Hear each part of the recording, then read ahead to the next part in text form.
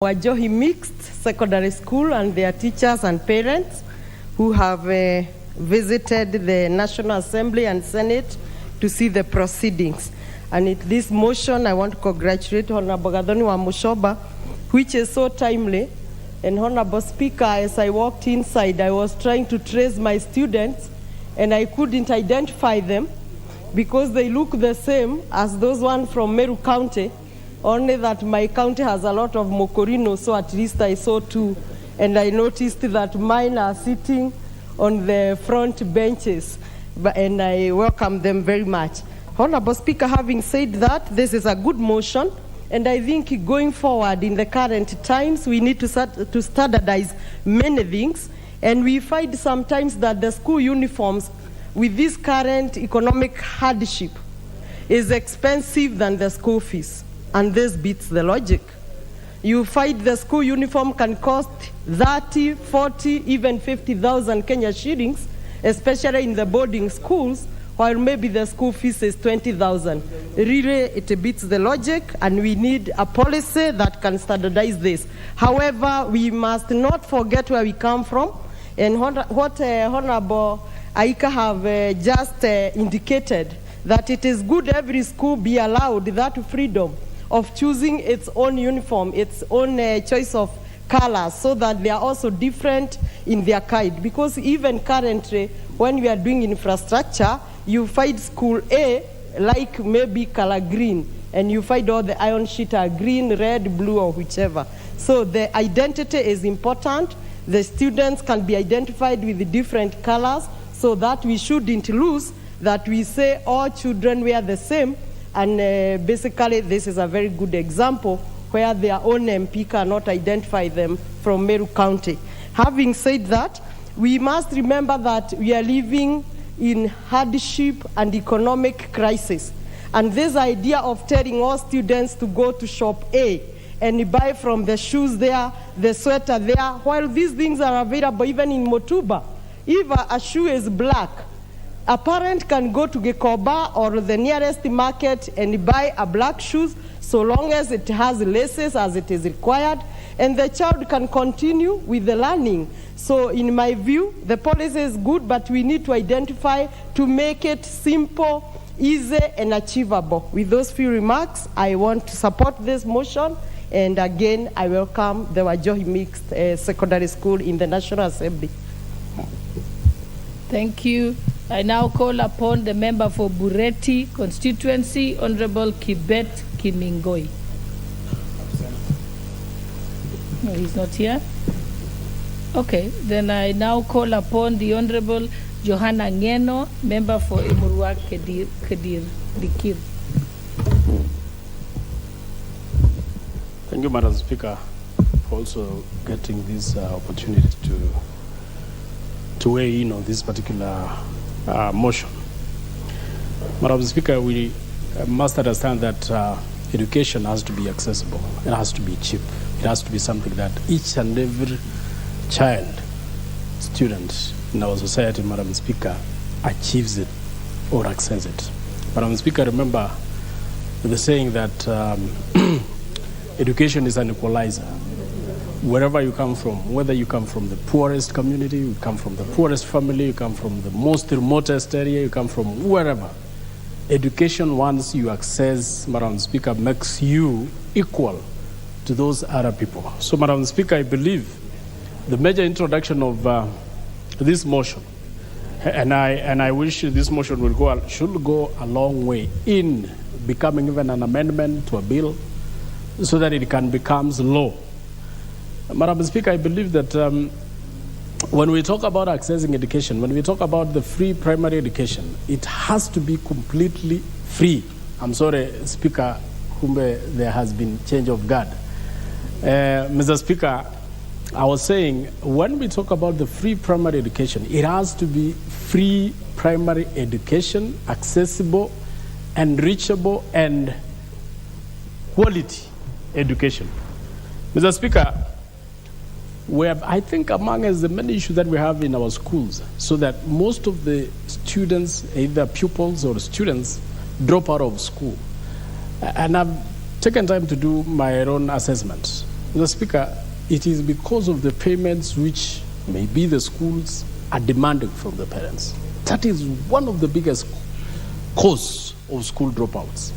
Mr. Speaker, as members of this House and as legislators and as representatives of the people, we must take time to ensure that we make education affordable and reachable and reduce the number of dropouts which are avoidable. Of course, Mr. Speaker, there are situations that make students drop out of schools which are unavoidable. But those which are avoidable, as in terms of the cost, in terms of what are we supposed to pay, Mr. Speaker, then we should take time as this House to ensure that we make it affordable and accessible to everybody. The introduction of 100% transition, Mr. Speaker, has gone a long way. But the major impediment are the payments that we're asking these people to do. Another issue, Mr. Speaker, the introduction of the JSS is also another opportunity because we are reducing the number of years in the secondary school and bring them to primary. And the reason was cost. The major reason why we brought at least one class from secondary to primary is cost, so that parents will not incur the cost of a student traveling to a long distance school or even buying uniforms and all those kind of stuff. Speaker, all these are geared towards reducing the cost of education. Mr. Speaker, this idea of uniforms, which of course the member Mushomba has brought as a motion, is a very vital issue, Mr. Speaker. I think we not only need to look at how should we standardize uniform. Mr. Speaker, I've heard members talking about the fact that uniforms normally make you look different from the rest, and so on and so forth.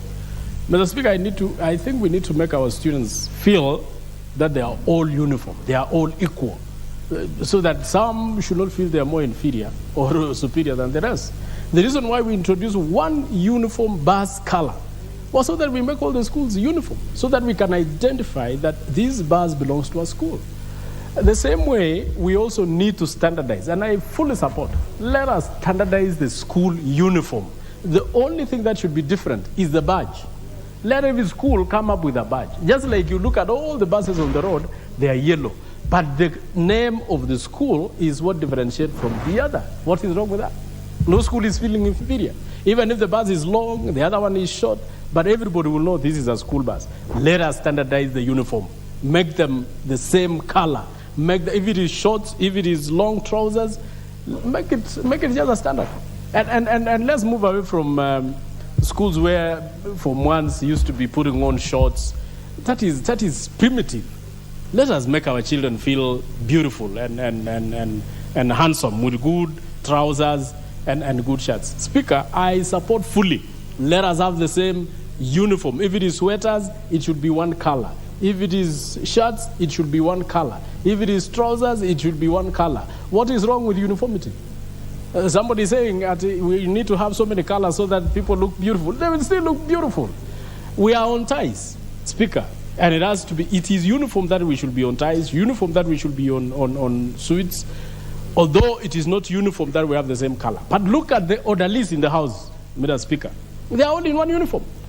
So why are we having our orderlies in the same attire? Speaker, I think I support fully this motion that we need to have a uniform set of standardized set of uniforms. Speaker, I know uniform also is help us to identify the students, so that even I remember when I was a student, I would wear my uniform up to home, and one of the reasons was to show people that I'm in school. Secondly, was also to show the badge that I had that belonged to Maseno High School, and Maseno High School at that time was the only national school. Speaker, we feel proud of that. We feel happy. But at the same time, uniforms are supposed to identify our children, so that even if you find a student at the bus stage, may be stranded because of lack of money, you will know this one is a student, this is a pupil. And then you can help them to even pay for their transport home. It also helps to remove. Some people sometimes would want to do bad things to students. But if they are not in uniform, Speaker, they can do bad things. But if they're in uniform, of course, the society will protect those particular students. Speaker, lastly, I want to weigh in on the issue of the payments which we are normally doing on schools. Remember, Speaker, I've had a lot of running battles with most of the, especially the Ministry of Education and, of course, the TSC. And my major concern, Mr. Speaker, is the payments we are making to these day secondary schools, and even the new introduction of the JSS, junior secondary schools. We have seen most of the principals are asking students to come with lots of money. Speaker, the reason why we removed, we did what we call free day secondary education was so that we can make our children access education. There are so many parents who cannot pay for boarding schools, who cannot pay for the schools which are very far. The reason why we introduced the day secondary schools and closely to the primary schools and to the parents is so that those parents who cannot afford to pay fees can send their children to those particular schools. But many schools are introducing so many other activities. One of them is this uniform. And I'm thinking, Mr. Speaker, that I'm requesting even the member to ensure that we introduce in the capitation, the whatever for capitation, Mr. Speaker, so that we budget it in the provisions of that amount that is being sent to every school. We include uniform as part of those capitation. We include school feeding program. Because in my constituency, Speaker, we are paying millions of money that goes towards food. Mr. Speaker, even for the students who come around that school, people who can move and come back, go for lunch, come back, people who can pack their lunch, even if they are coming from far, parents can pack them lunch. But, Mr. Speaker, the school has introduced it as a compulsory payment, so that when you don't pay for food, you are sent home for 3 weeks. Why would you send my student for 3 weeks? Because of failure to pay fee for food. Mr. Speaker, I think the principals should introduce what we call meal cards, so that in case a student is unable. But most importantly, we should, as a house, introduce a payment of school feeding program, so that the schools and the parents who cannot afford to pay fees can access the feeding program through the appropriation, through the budgeting in this house. Same case with the uniform, and same case with this idea of remedial. Mr. Speaker, I really, also a few days ago in my schools and opted to ask for principals not to demand for remedial or send a student home because of failure to pay remedial. Speaker, remedial should be optional. If a student is able to pay, allow them to stay in school. If they are not able to pay, let them not come for the extra classes, but come for the classes where the government has paid for. You cannot send a student home because of failure to pay remedial.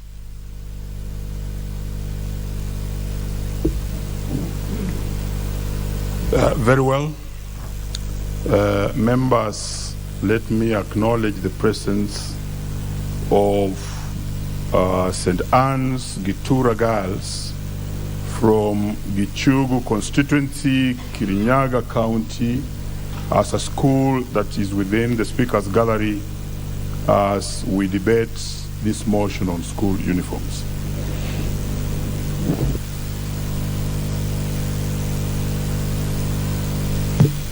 Next to speak on this is Honorable Kimani Molo, constituency. Asante sana mstahiki Speaker kwa kunipa nafasi hii.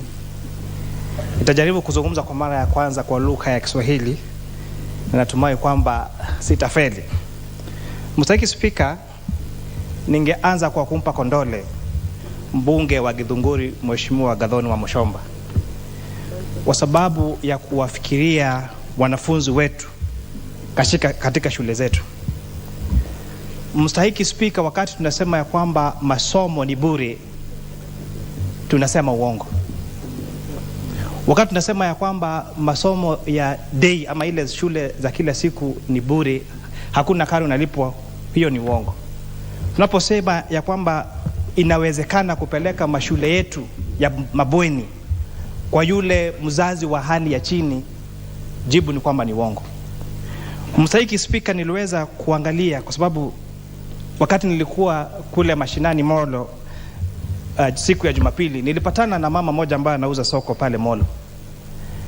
Na huyo mama mtoto wake alikuwa ameitwa shule moja ya upili ya Butere Girls kule Karoki Girls kule Kirinyaga. Msaiki Speaker, yule mama alikuwa na risiti ya kwamba yeye ameweza kulipa karo ya shilingi 20,000. Lakini juu ya kulipa karo ya shilingi 20,000 alihitajika kulipa pesa zingine shilingi 20,150. Kama yale mambo ambayo bidhaa ambazo alikuwa zinahitajika pale shuleni, lakini ambazo alishurutishwa asinunue mahali kwingine, lazima azinunue pale shuleni. Mheshimiwa Spika, huyu mama ametia bidii kwa yule mama ambaye anauza pale nyanya soko kuweza kuweka shilingi 20,000 ya kwamba apeleke mtoto shule. Hiyo ni juhudi kubwa sana. Na kwa hivyo wakati niambia mimi nimelipa school fees, nimelipa karo, nikamwambia uliapply bursary. Akaniambia lakini bursary haitaweza kulipa haya mahitaji mengine ambayo nahitajika. Kwa hivyo Msaiki Speaker, ilibidi nitafute hela zangu kibinafsi niweze kumlipia ili aweze kusoma. Na nafurahi kwamba huyo msichana ameweza maisha yake ya kidato cha kwanza katika ile shule ya Karoki Girls kule Kirinyaga. Ikanifanya nianze kufikiria hizi 20,000 ambazo tulikuwa tunaitishwa ni za nini? Mheshimiwa Speaker, ukienda sokoni shati ya shule ni shilingi 350. Shati hilo ukienda kuinunua kwa shule ni shilingi 800. Wanaongeza shilingi 450, mara 3 ya zile pesa ambazo hiyo shati inatoka huku nje.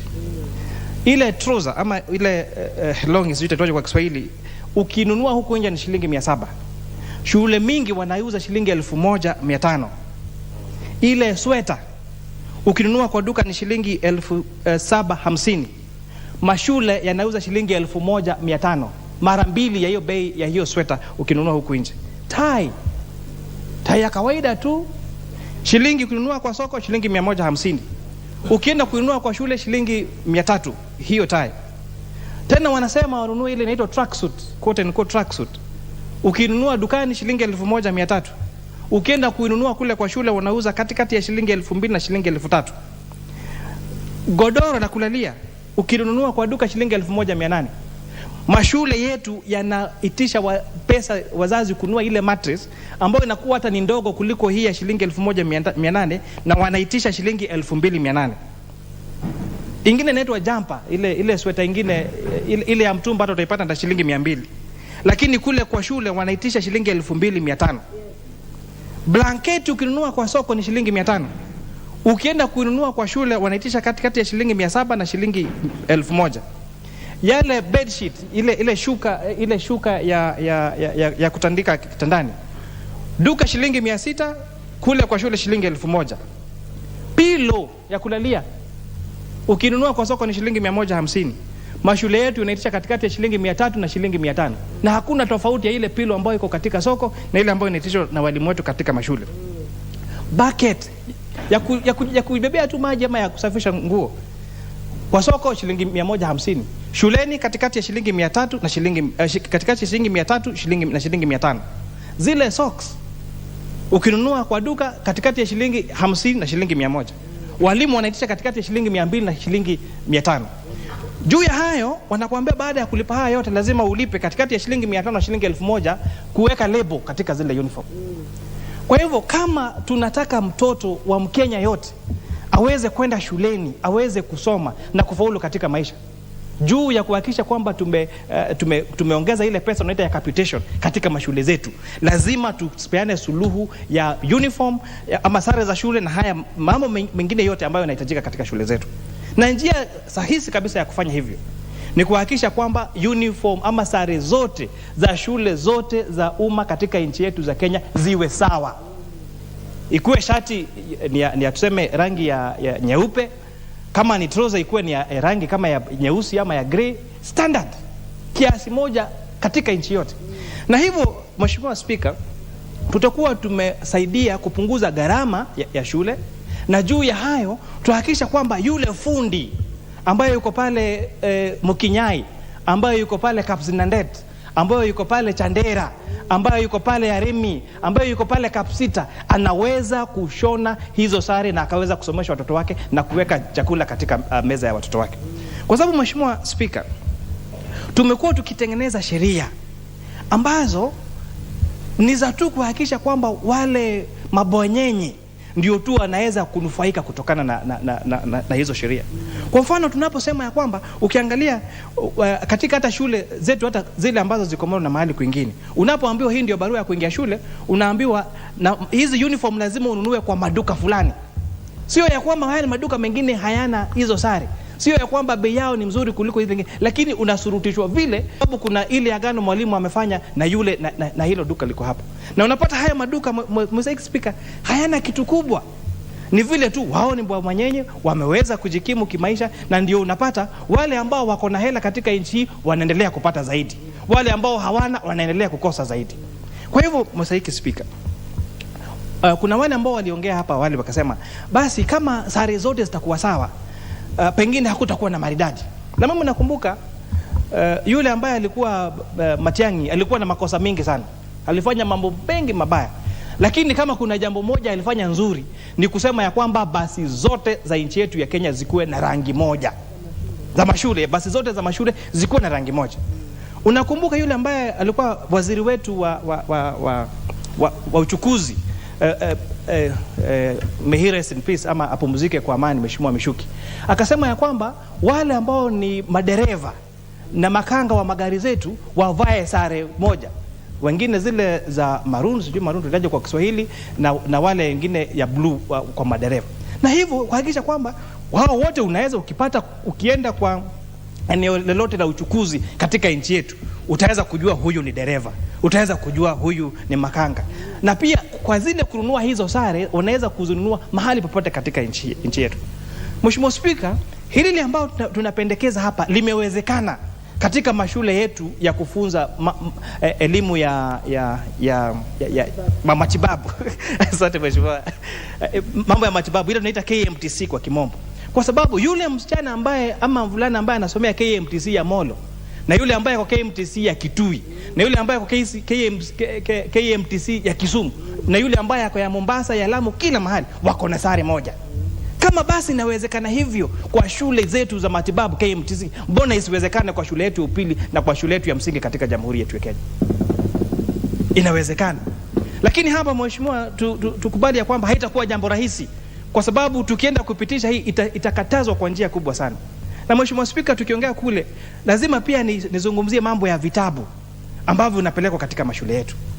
Mheshimiwa Speaker, tunasema tunanunua vitabu vyote katika mashule yetu hasa ya upili, lakini unaitisha lazima wanunue ile Biblia, lazima wanunue sijui ile dictionary na kamusi na mengine. Hivyo vitabu peke yake ni shilingi 1500. Kama tunaweza kununua hivi vitabu vingine vyote, vinakuwa hadi shule zingine ziko na vitabu zaidi ambazo unahitaji. Mbona basi tusinunue pia hizi tuweze kupea wanafunzi wetu, ili huyo mtoto wa maskini katika nchi yetu ya Kenya awe na nafasi sawa ya kusoma na kufaulu katika maisha kama yule watajiri. Na kushukuru Mr. Speaker. Very well spoken. Honorable members, I would like to take this opportunity to welcome our guests seated in the speakers gallery, students from Pioneer Girls School, Gatanga constituency, Murang'a County. You are welcome to follow proceedings in the National Assembly. At this moment, as you can see, we are focusing on school uniform. You are welcome to the National Assembly.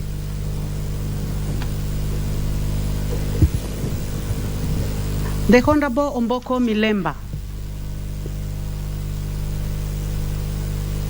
Thank you, Honorable Speaker. School uniforms. Let me thank Honorable Mushomba for bringing this. I also took my time and talked to her. And indeed, it has come at the appropriate time, given that there's a gap in existence in our schooling system, and more so to do with school uniform, and specifically the cost of school uniform. And that's what brings to bear all this. But then it gives us a chance to look at the school uniform broadly in our schools so that we may make some amends that can actually make schooling to be accessible. So maybe to begin this properly is to go to what laws are governing education. And I would quickly go to the Constitution, Article 53, which describes education in Kenya as a right to all children. And therefore, all children, as per Article 53, are supposed to have free and compulsory education in Kenya. And that then aligns education as a function of the government. And that is why at one time when education was to be devolved, we who were in the education sector at that particular time and now, we completely refused that education should not be devolved because it's supposed to be a right of the children. Meaning then that this must be funded basically by the government. Yesterday, we were talking about the junior second school education, in which we were actually confronted with the same thing of who should pay for the cost of education in this country, given that it is a right to all the children of Kenya. Honorable Speaker, then I would quickly go to the SDG 4, which defines education as a lifelong for all the children and prefers that the first thing we should achieve in education is access. That are children able to access education? That's what we go for first. Once they have accessed, then we look at the other components or tenets of quality and so on and so forth. So anything, Honorable Speaker, that hinders a child from reaching school is actually a barrier and must be removed. And that barrier, therefore, must be removed by those who have been assigned the task of providing education in Kenya, and that is the government of Kenya. Therefore, currently as we speak, Honorable Speaker, school uniform is part of the barriers to access to education. And I think that is why this parliament this morning is speaking about it, because we have to remove all the barriers that are limiting students to access school, especially the poor students from the villages and families. What is the history of school uniform? School uniform can be traced back, Honorable Speaker, to England, where poor students were taken by the church and taken to a school called the Christian boarding school. And they were given some sort of uniform which was close to that which the clergy were wearing. And I think that's where the history of school uniform sprang off. It went to America and later on arrived in Kenya with colonization. Have we done any studies on school uniform? Yes. The African Journal undertook the specific study of school uniform, and the case study was in Langata, and they produced about 14 good reasons why school uniform should be there. Who are the leaders who have pronounced themselves on school uniform, Honorable Speaker, in Kenya? You should quickly trace Mutula Kilonzo, the then Minister of Education, who appeared in the press with skirts, and I think the cartoon of that moment cartooned him trying to wear the standard skirt that children should wear. Hon Muchomba, I think you should listen to this, standardization, because he thought there must be a certain length of the skirt and blouse and so on and so forth. The other leader, Honorable Speaker, who pronounced himself on school uniform is Mwai Kibaki, when he was the president, and he actually ordered that all schools must be in a certain uniform. So that is our history of school uniform. What I would wish to say about this matter is that we need to look at the word standardization, so that standardization should not be mistaken for color. Standardization should not be simply the quality of what you will be bringing to the schools to wear. But this standardization has a lot to do with the price of school uniform in our schools, because it is a barrier to education and therefore must be dealt with. So if we can standardize the price of school uniform, then we are sorting out this gap that has been created. If we can liberalize, again we have to look at how Kenyan economy is operating, that our economy is supposed to be free and liberal.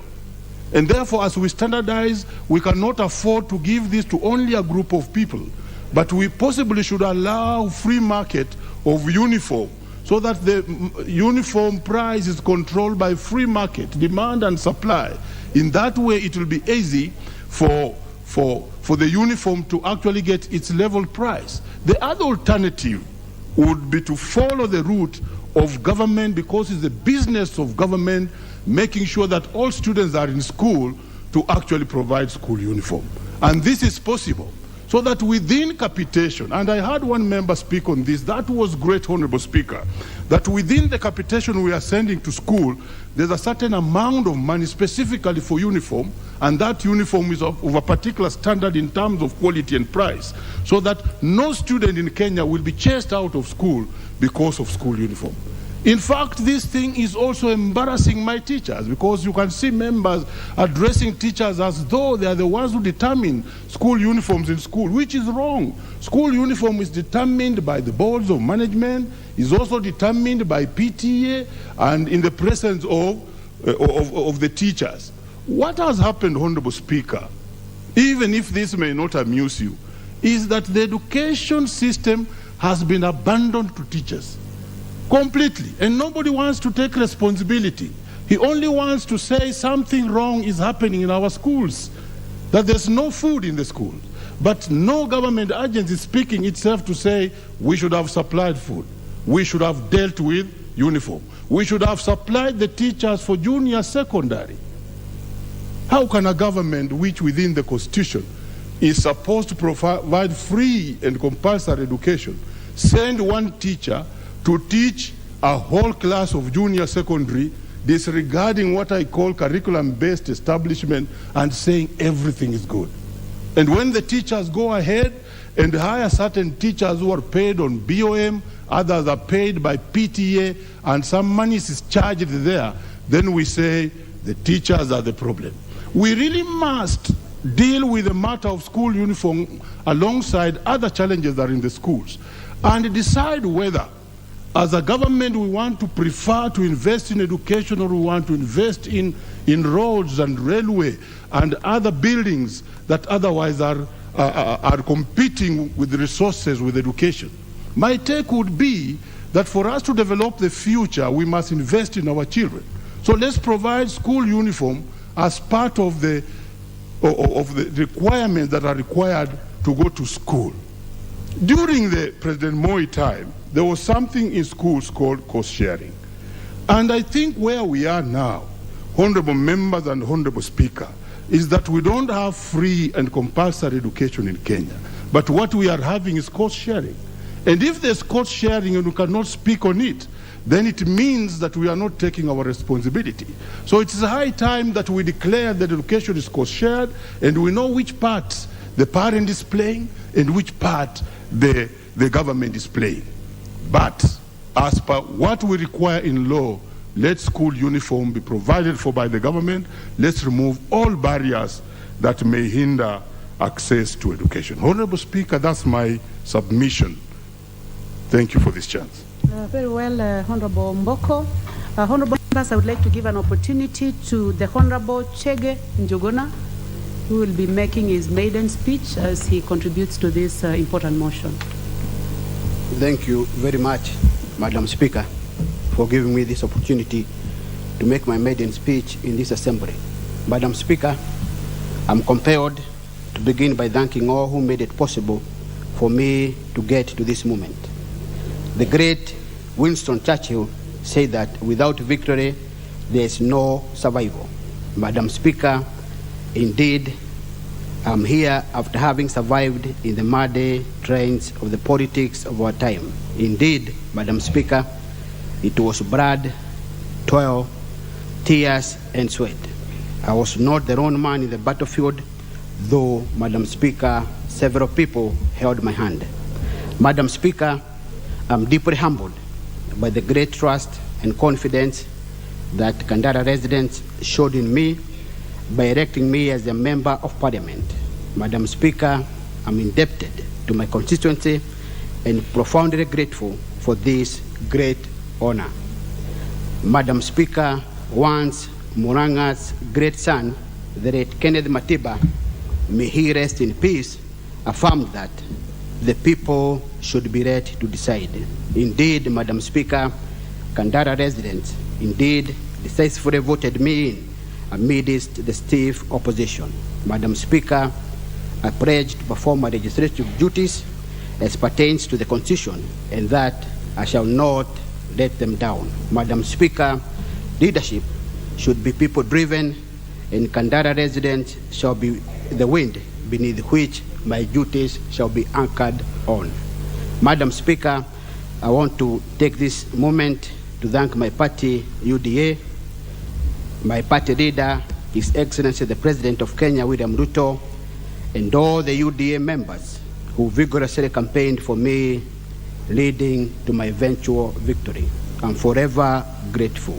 Madam Speaker, to my campaign team that withstood the tough season of campaign to the very end, leading to this very moment.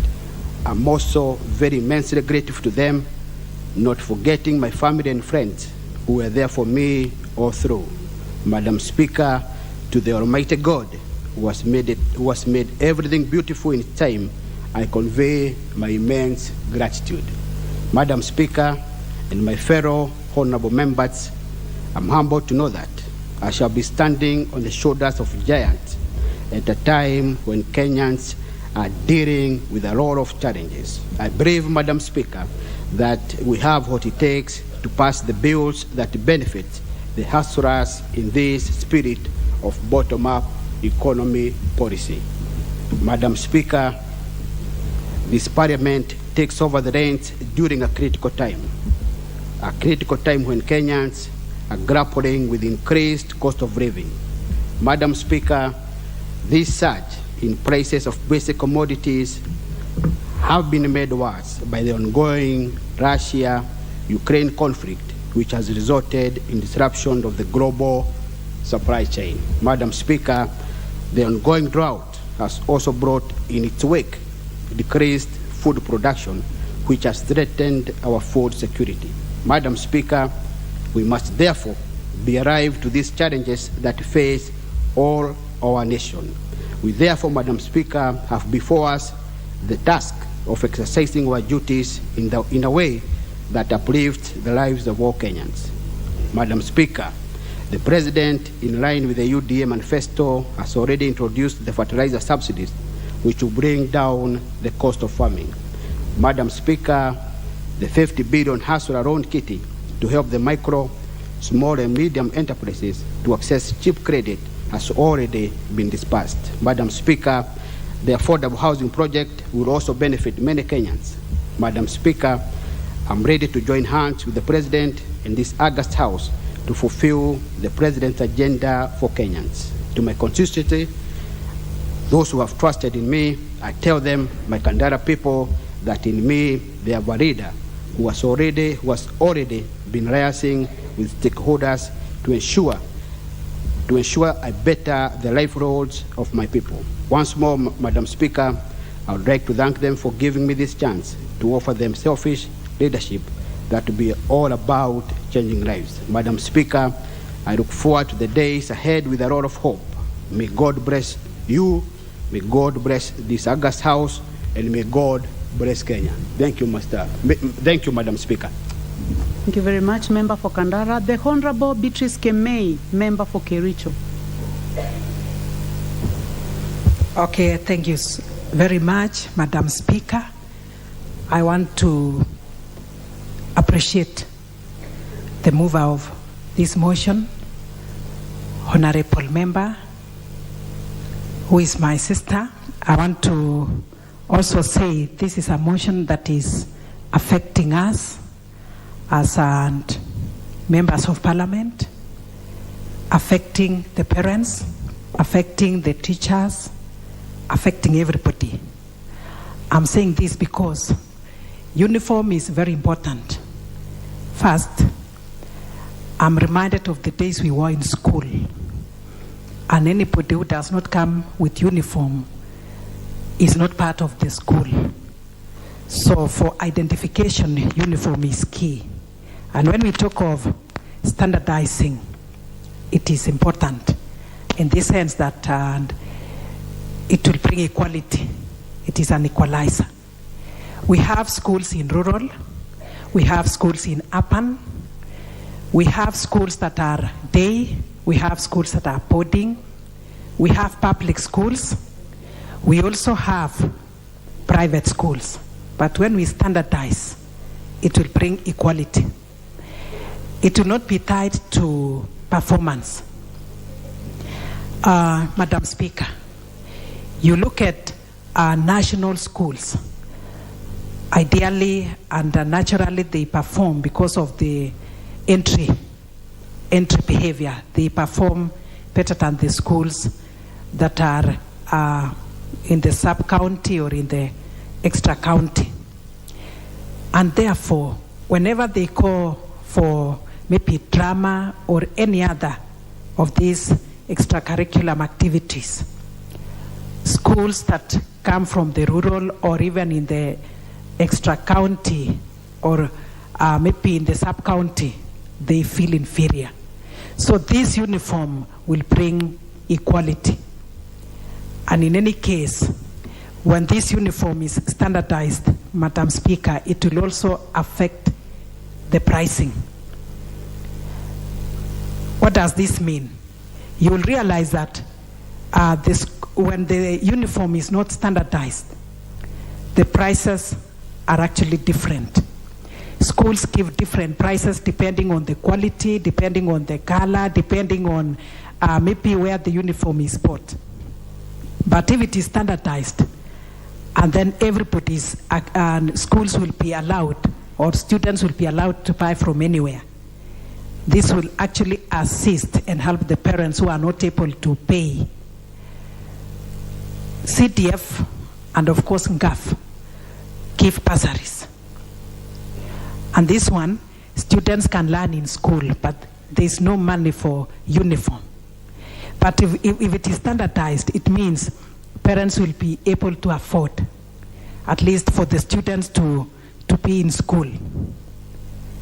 And more so, Madam Speaker, I've also said it is important in this sense that the school will not be purchasing from one point. I imagine a student coming all the way from Kericho, where I come from, to purchase uniform in Nairobi. That is very expensive. Some don't even know where the shops are. But if it is standardized, they can buy from anywhere. So uniform demonstrates equality. And this will go hand in hand with having students feel wherever they are, they can perform the same way. During our days, the only colors that we knew were gray skirt, sky blue shirt or blouse for the girls. The sweaters were only different, maybe green and maybe brown or red, but for the boys the same. So that one, at least there was kind of equality. But at the moment, you'll see different colors and different designs. I would also say with standardization, we will not be having girls wearing very tight skirts. That will also influence negatively in one way or another. And the boys, on the other hand, have also tried to make their trousers tubed or very tight. So this one is indeed bringing some negativity. But when it is standardized, at least they will be able to have the right size, the right length, the right color, color for that matter. So I am supporting this motion. And as we do this, we'll also have to remember that some students may not even afford this uniform and they may not go to school. So if the prices go down once more, I'm sure education will be an equalizer. So with that, I support and say, may that policy come very, very fast, and students will be on the safe side, the parents the same. We'll also have, to some point, look at the full dress code. Some schools, Madam Speaker, girls will have long hair, others very short hair, others no hair at all. I don't know what we can do so that others will not feel intimidated and they will not feel inferior. Uniform is important. If I may also add and say that as we look at uniform, let's also remember the design and even the weather. Some places are very cold.